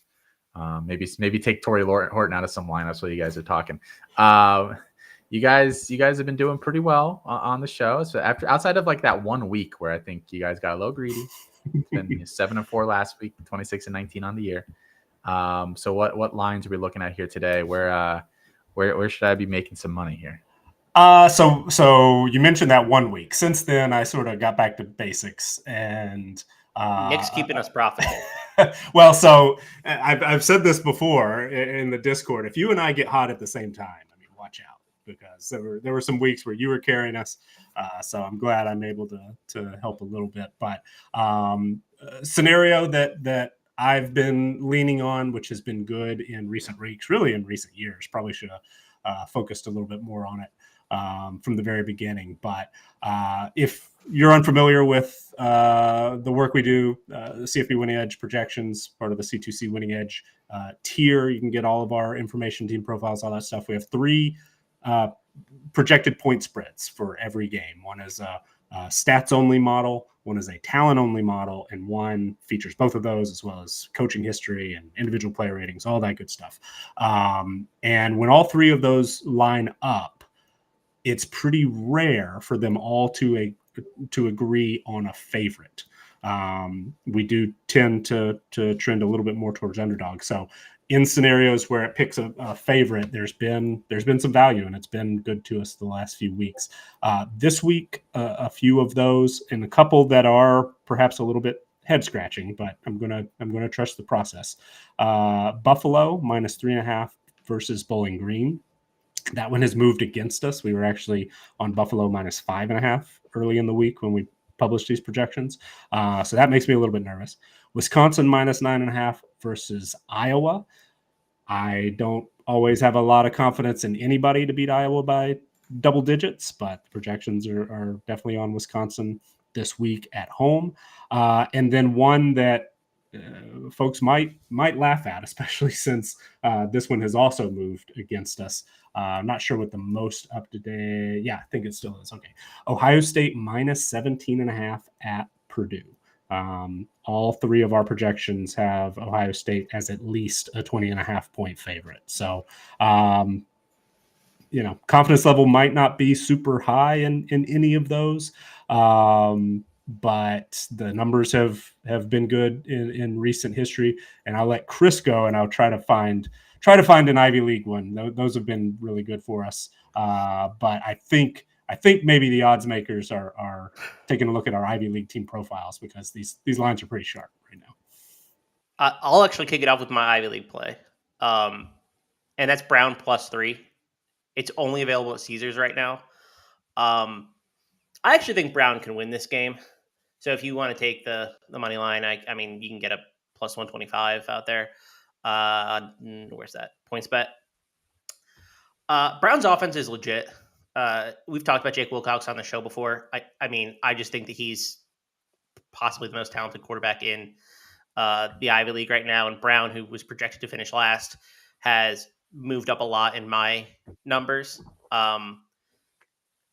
Princeton lost 2 receivers last year, Dylan Classy and Andre Yasovis. They have not played well on offense since then. Defense is legit. Offense struggles. I think Brown can score on them, and I'm not sure that Princeton can score enough to keep up. So I like Brown if I'm getting the field goal there, and I am. I also like that Temple under I just gave out. That number's moving quick. I'm not even sure 70 is still available. So I'm seeing like 66-ish places. I wanted to ask you real quick, Chris, when you were going to talk about that game, because there are some team totals. Temple's is under, the line is 28.5. You like the under on that, or is that still high enough or low? I got a 31.5 on Caesars right now. I would take that under. Let's so if 70 is not out there and it doesn't sound like it is, let's go under 31.5 team total on Caesars. I think that's the best way to play that game. So under 31.5, mark it down. Okay. Then I like another team total, UAB team total over 28.5. It's actually juiced to the under. I understand why. I mean, 4 touchdowns is a lot. UAB's just been nails on offense, though, and UTSA's defense, like I talked about earlier, it's just they can't tackle. It's a really embarrassing performance. Their secondary is super leaky. Jacob Zeno has been good. We talked to him a little bit on the show. So yeah, I like UAB to score like a good amount of points this week, actually. Kind of smaller card for me this week. Not a lot of value. And I got a little cocky last week with my Texas projection. So I don't want to overdo it, because I may have looked a fool a little bit. But if I was to play one of the big games and make it a best bet, I would play Tennessee -3. There's actually 2.5 if you are okay with a little bit of juice out there. I think like -120. Well, we're actually gonna go and talk about those big games here for the rest of the show, Chris. Yeah. And on that note, big game. I am going to get greedy a little bit. So, big game. Okay. I do have a couple of them. We're going to go with Bucknell-Cornell under 53.5. We're going to go with Bucknell and Cornell under 53.5. We're also going to go with Brown. I get you 54.5, by the way. Hey, let's take it. I project about 45 in that. I can get 56.5. What? Really? Look. It's offshore. Oh, you're just. I thought you were serious. I was like, whoa, through 55. That's well. So my projections are in the mid 40s. So we'll take whatever we can get on Bucknell Cornell, I guess. Brown Princeton. I'm putting a nice size bet on that, under 51. Projects low 40s on that. The Princeton projection is ridiculous, and it pains me. I guess I'm not going to actually have an official play on Penn Columbia. I have Columbia favored. They're currently a 1.5 point favorite. I don't trust that, though. I do think Penn is the better team, and I am tempted, very, very tempted, but I'm not going to pull the trigger officially, but to go under 35 on that one. There might be a little bit of value on that, but we're going to do Bucknell Cornell and Brown Princeton unders officially. That number's so interesting because it opened at 44.5 at some places and it went up. And I'm like, do you really expect Princeton to score that much to keep up with Brown? They're scoring like 10 points a game. So these teams are so opposite. Like Brown is the best offense other than Harvard in the Ivy League. But they've been very, very productive, pretty high scoring for that level. But Princeton's defense might be the best in the country. I mean, they just might have the best defense in the country. So yeah, 51. It depends on who takes over the style, which style ends up being the style of the game, and I just think it's far more likely that Princeton dictates the tempo and the pace of the game and how it plays out more so than Brown. So I'm gonna lean on the under on that one. I think that's the right side. I agree.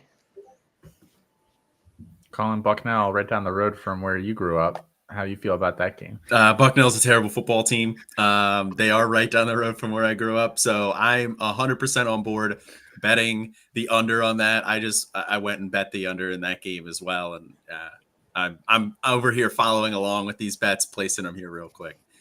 There's nobody else is talking about Ivy League spreads on Saturday morning at 11:30. I promise. It's an edge. It's an edge. Not even the kids at the Ivy League. We have the Ivy League football full. By the way, finished them up this week. Long time coming. We do have team pages in our CFB Winning Edge team profiles for all 8 Ivy League teams with full projections, full player ratings, all that good stuff. So we've got you if you're looking for that sort of thing. Nick, you're a sick man. You know that. I never told you that. All right, let's hop into the, dare I say, the actual big games of the week. We can get some good discussion going on these here. I think there's some really fun matchups. Let's start with this Oregon-Washington game. It's at Washington. Both top 10 teams in the country, both top 8 teams in the country. Let's actually bring Barnabas on here. He's going to help us out with this. Go through some of the players from a draft perspective. If you're an NFL fan, you should be paying attention to. So Barnabas, I actually want to come to you first. What matchups, everyone knows Bo Nix, everyone knows Michael Penix. So you can certainly talk about those guys, but are there other players here that we should be watching in terms of, NFL futures? And you're muted. Hi. Clearly, our rankings think that this game is going to be a shootout, right? With Nix and Penix right at the top of those quarterback rankings. So let's talk about the guys that'll be chasing them down all game, right? Felix was quoting Dane Brugler's article about this game earlier in the show, and he also touched on the edges, which I think I've written about the Oregon edges, Brandon Dorlus and Jordan Birch, earlier this season. So the Oregon edges, they like to play their edges kind of big. I think they play at like 270 or something, and they slim down when it comes draft time. But those are some big guys. And then on the other side, Brugler talked about Braylon Trice, but the other guy on the other end also had a 2-sack game against Michigan State in Zion Tupuola-Fatui. I hope I pronounced that right. But those 4 guys are going to be chasing down Nix and Penix all day. And so, Nick and I talked about yesterday about last night about how coaches struggle to call plays for left-handed quarterbacks, and the one person that can is Kalen DeBoer, right? So, so I'm excited to watch this, but I think there's going to be a sack race as well because they're just going to be passing around the yard all day. Colin, can you tell us, did he pronounce that name right? You are our pronunciation expert here at Campus. Yes. Two thumbs up. 2 thumbs up. Nailed it. We would also accept. You said 2, but then you only did 1. I have my phone in my other hand. I'm placing bets. And reacting to some breaking news, Austin. Oh, what's the breaking news, Colin? Why don't you Okay, well, I wasn't the one who said it, but I don't want to steal anybody else's breaking news. But since I brought it up, I guess I kind of have to. TreVeyon Henderson is out. He is not going to be playing today. So I'm firing up Chip Trainum anywhere I have him, but make sure you get TreVeyon. I had to take Horton out for Henderson. Make sure you get Henderson out of your lineup. Ago. Is Trainum still eligible? It's not a good morning for me. Rocket Sanders out. Raheem Sanders out. So definitely sit him. Great call, Colin. We're getting can't miss. Arkansas is also going to be without a couple of starters on defense. So they're going to get crushed by Alabama. All right, let's talk. I have a lot of work to do now. Don't you just love college football? So how about we just start picking this Oregon-Washington game, and you guys stall. And, Nick, the spread's 3 is what I see floating around for the most part out there. Washington favored by 3. Nick, what do you like? So my numbers are very high on Oregon. They're currently 3rd in our official power rankings. Best offense in the country, which is maybe a little bit of a surprise because there's an argument maybe some ways that you could calculate it that Washington has the best offense in the country.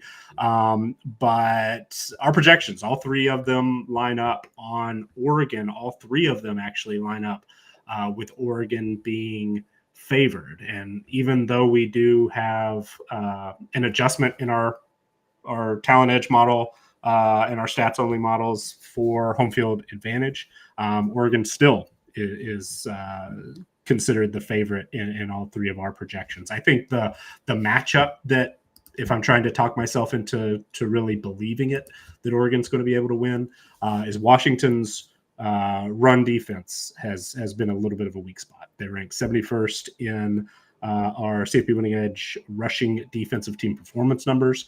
Oregon, best, most efficient rushing offense in the country, certainly up there. And the way we calculate it, number one in rushing offense team performance. So I think that there's a chance. I kind of believe it, that Oregon's going to be able to go in a very, very tough environment, heated rivalry. Think that Oregon's got a shot to go in and win outright. JJ, who do you like here? Oh, we lost JJ. All right, Colin, who do you like here? I like Washington in this one. I think this is going to be the best game of the day. I'm extremely excited to watch this one. It's going to be a really close matchup. I just give me Washington. I think they're a slightly better team. I think they have a slightly better offense. So I'm going to take Washington. Chris? I like Washington, and it's not a super confident play. I think Oregon is the better team, probably on both sides of the line. I just really buy that, like, this is Washington's year. I think that they on offense can score. I know that Oregon can score. I think they just score a little bit more. I don't know. This is the toughest game of the week to handicap for me. So a very unconfident Washington. What did your numbers give you? Do you know? Do you have it on like 1.5? Washington. Okay. So I'm like, okay, well, it's at 3. I should probably take Oregon just as a numbers play, but I also don't believe Oregon's going to win this game. And like my heart number. Vibes. Yeah, my vibes only model. They like Washington. JJ, we dropped you just as we went to you earlier. You're back. Yeah. You can't dodge this question. Washington or Oregon? I got my vibes call is Washington too. I like Phoenix, and I think they'll do well today. In the preseason, Colin and I do a bold prediction every year. I said Oregon goes undefeated, wins Pac-12, makes college football playoff, all that stuff. I'm going to stick with it. I'm going to say Oregon wins here today, and I think they cover there obviously as well. We're gonna sprinkle on the Oregon money line here today. All right, Texas A&M at number 19 Tennessee. I think it's an interesting matchup. Tennessee favored by 3 is the line I'm seeing most places. Texas A&M, they're down Connor Wegman, coming off a tough loss against Alabama that maybe, with some different coaching decisions, that outcome looks a little different. Tennessee been not as strong as we thought this year. Nick, what should we expect here in this one today? So I don't see a ton of value one way or the other. The way that my projections line up, do have Tennessee favored, but do have Texas A&M to cover the 3 on the road. One of the models, the Talent Edge model, actually gives Texas A&M a chance to win outright, but the stats only model has Tennessee to cover. So see, different views and different takes in each way that we try to calculate it. So I am officially on Texas A&M to cover, but do have Tennessee favored to win this one. All right, Colin. Yeah, I'm going to take Tennessee here in this one as well. I think Texas A&M is just not good enough offensively, and the Tennessee offense hasn't been as great as we kind of expected this year, but I still think they're going to be able to outscore A&M. So I'm going to take Tennessee in this one. JJ? I'm like inconfident or not confident in Texas A&M, but I think we'll see a better showing of Max Johnson. I think him playing Alabama first week back or first game starting is kind of tough. So I think I've got Texas A&M to cover. Chris? I like Tennessee. I know it's at 3, but the weakness of this Texas A&M defense, which was exploited by Jalen Miller last week, secondary stinks. So if Joe Milton can hit those passes, I feel pretty confident Tennessee wins this game. And I just don't like the way Jimbo Fisher is coaching. They should have beat Alabama last week, and he coached his way out of a win. So give me Tennessee. All right, Barnabas, coming over to you. What are we looking at from a draft perspective here in this one? Yeah, the media suddenly remembered who Anaya Smith was last week for A&M, and they just started getting all over him. So let's see if he can keep it going. Tennessee has a corner named Kamal Haddon, who started the year, I think, ranked a little higher than what they're at right now. But it'll be interesting. Another thing I'm actually looking at is Texas A&M has a linebacker, Edge Cooper. And if Tennessee can get to the play pace that they want on offense, I'm curious to see what percentage of snaps he plays, because if he leaves, that run defense falls apart even worse, in my opinion. So that's something I'll be watching as well. All right, and I'm just going to tie a bow on this. I like A&M this week. I think they're just the more physical team here. I think they end up winning this one. All right, USC. Number 10 at Notre Dame. USC hasn't won at Notre Dame in a decade or so. It's been a while. The last 5 matchups or something like that. I think I saw. Notre Dame is a 2.5-point favorite. We've talked about the weather. We've talked about some of the potential injuries in this one.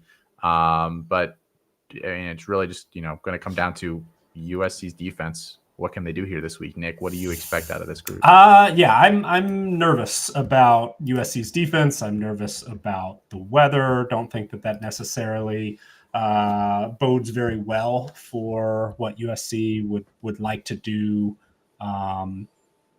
Ideally, the way that they would want to win this game is probably different if this were a home game compared to what they're going to have to do on the road in South Bend. But Caleb Williams is, the best player in the country, probably moving up the list of greatest players all time. I mean, he's really putting together an incredible career. So I do trust that USC is going to be able to go in and not get just completely manhandled in the way that Notre Dame, especially on offense, will try to do. I think they're going to try to line up and just run it at USC, a defense that's really, really struggled against the run. But have USC covering. All the projection models have it covering, but by very, very slim margin. So do technically have Notre Dame expected to win this game, but not a big edge, but have USC covered. Colin? Yeah, I'm going to take USC in this one. I think like everybody's been saying that the big matchup is USC's defense versus Notre Dame's offense. And they've found a way to pull it out here at the very end, and Notre Dame hasn't looked that great against, good opponents. They just lost last week. So give me USC in this one. JJ? Yeah, I'm kind of the same. I don't know. I don't really know how Eric Gentry or their linebacking core is going to tackle Audric Estime, but I can't really bet against Caleb. I mean, I can, but I think if you get if you get USC plus money, I think I'm going to have to go with that. Chris? I like USC plus 3. I guess there's 2.5 and 3s out there, whatever. Do you like both those numbers, Chris? Because 3, obviously you can get the push on the field goal, but you're still taking 2.5 if you can get it. Yeah. Okay. Basically, what it comes down to is this is a very beat up Notre Dame team. They played 7 games in a row. They lost to Louisville last week.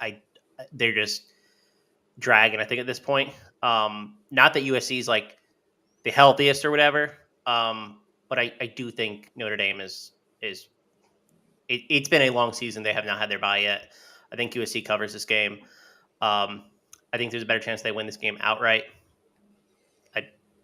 I just vibes and numbers back USC. It's more of a fade on Notre Dame, to be honest, though. Yeah, everyone's Barnabas, talking about it, I'm looking right? at it from my draft perspective. Yeah. You're good. So yeah. I mean, I'm looking at estimate too, right? It's a big opportunity today with both Travion Henderson and Raheem Sanders out. This running back class is thinning a little bit quickly. Braylon Allen isn't getting as much attention because he's not getting 40 carries a game anymore in Wisconsin. So maybe this is an opportunity for estimate to show that the big boy running backs still have a place at the next level. So I have it listed on the show sheet as estimate versus USC's allergy to tackling. So pull out the Benadryl, right? I think, we talk about coaching a lot. If I'm Marcus Freeman, this is one of the few times where you actually want the ball first, because you got to put that defense to sleep first before, and like make the offense sit on, make Caleb Williams sit on the sideline for a bit. And so that's what I would do. I would just run it down the throat and see if they can tackle him, 12 straight runs down the field. That's me. But yeah, I have Audric Estime versus Benadryl. Yeah. I think I like USC in this game as well. I like them to win, I think, as all of you guys have said. And I think Chris was really the one that kind of the line of thinking is similar to mine. Notre Dame's really beat up at this point. And I think the big problem, I think even for a school like USC that can't stop anything, who are they throwing the ball to at this point? I mean, it's not a good receiving group. If they had a more well-rounded receiving group, I would feel a little bit better about it. But I think that's just, they're a very one-dimensional offense in terms of what you have to be worried about. So I'm going to take USC in this one. 2 more games here to cover, guys. We're going to do Miami, 25th ranked Miami at North Carolina. UNC. There's a lot of field goal favorites around here this week. North Carolina is a 3-point favorite in this one. Barnabas, I'm going to come to you first on this one here. What matchup are you watching in this one? 2 teams I think probably a little better than we thought they'd be on the whole this year. Yeah, absolutely. I have, you know how I love my trench play. So I have a trench lineup matchup here for you.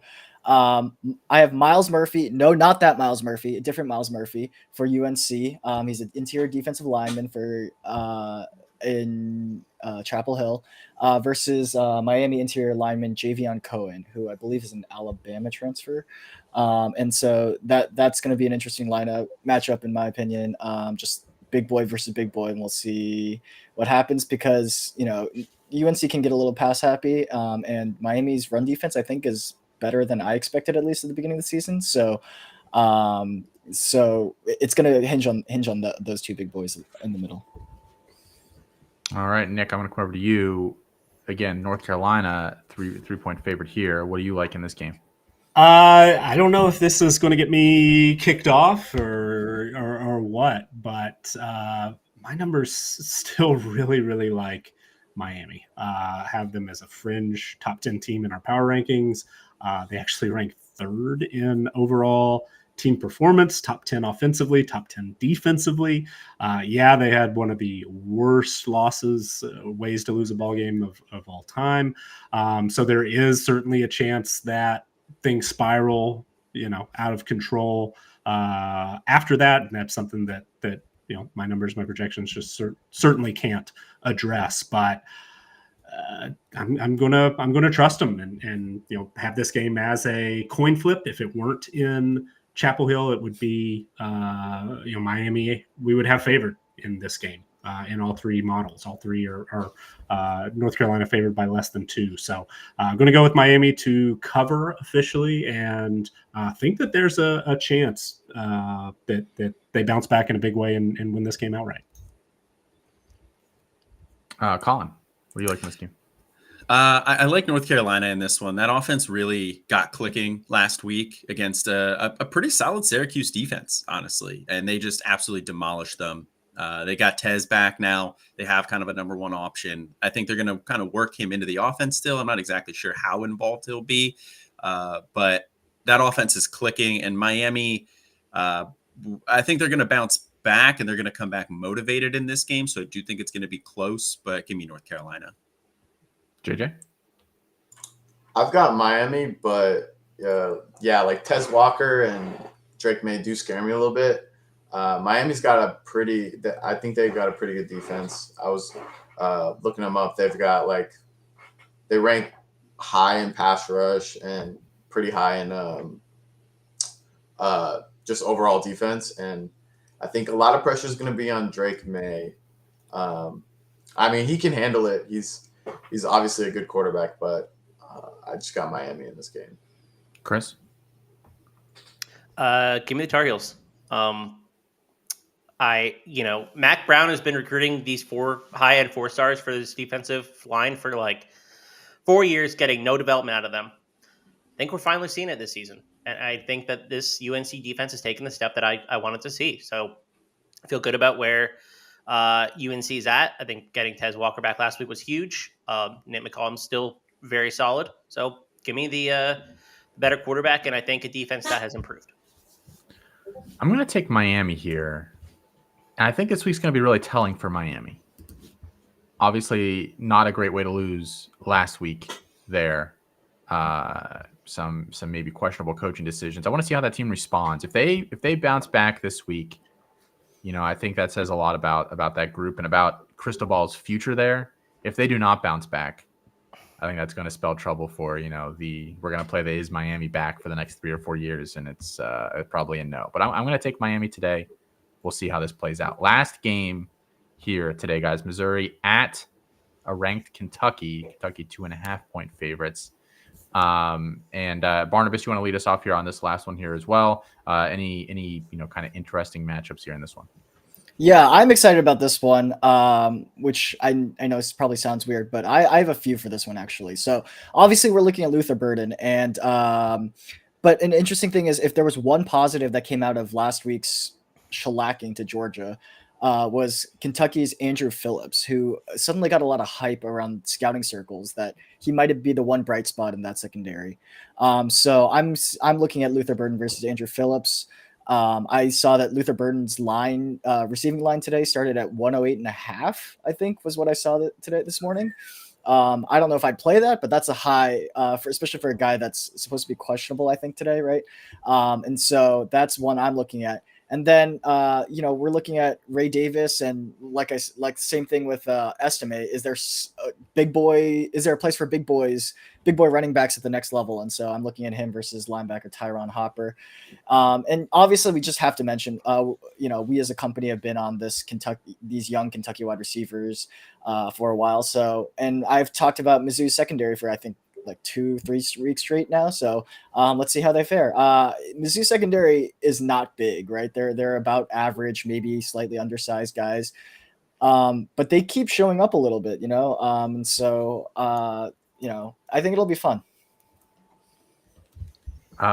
Nick, what do you like in this game?